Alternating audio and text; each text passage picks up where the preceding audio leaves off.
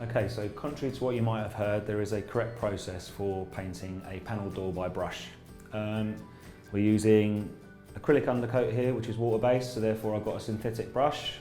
Same as when we're cutting the wall, I've pre-wet the bristles ready so that it's easier for cleaning out later.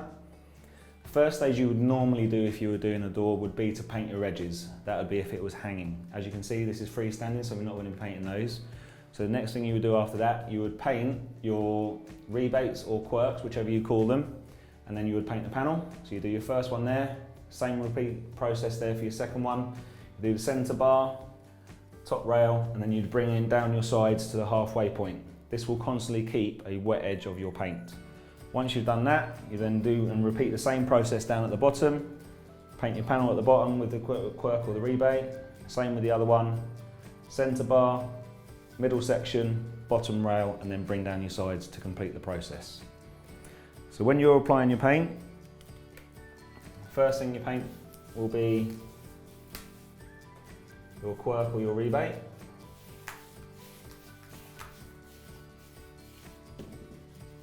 Again, depending on the colour that you use, it might be a case of that you need 2, even 3 undercoats before you put in your top coat on.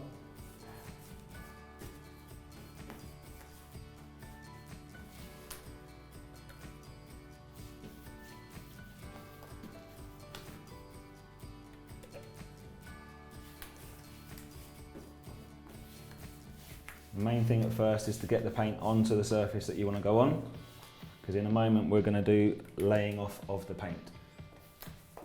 Once you've got your rebates painted, you paint your panel.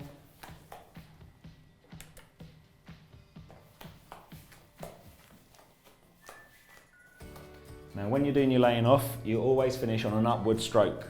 That way then you're making the paint fight against gravity, less likely to get runs. Hopefully you will end up with a better finish. So when you're finishing off, use your brush, finish on an upward stroke, and you're always bringing your bits and pieces across, finish on an upward stroke for all of your vertical elements. And then you use the edge of your brush, just take away any overlap of any excess paint.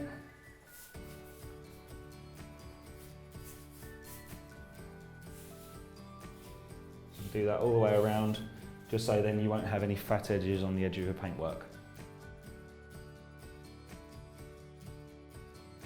So we finished the first undercoat of our door.